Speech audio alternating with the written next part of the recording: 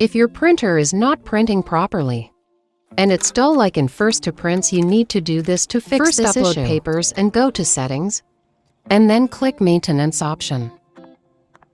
There is 3 main settings available to fix this issue. Nozzle check, head cleaning, power cleaning. As you can see in the picture that from one spot print is missing. You can do first nozzle check and it's 3-minute step. And after that try to print the paper again. If it still continues with the same issue, repeat the steps again.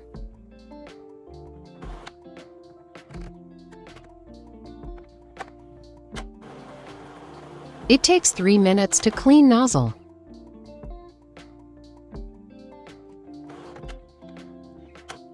Once the cleaning is completed, it will print again. And see, the lines are complete like other pattern. As you can see, from one spot print is missing. So I'm going to repeat the same step again. You can do head cleaning and power cleaning as well. And see if it's printing properly. I repeat this step several times. After that it was printing okay. And colors are vibrant as well.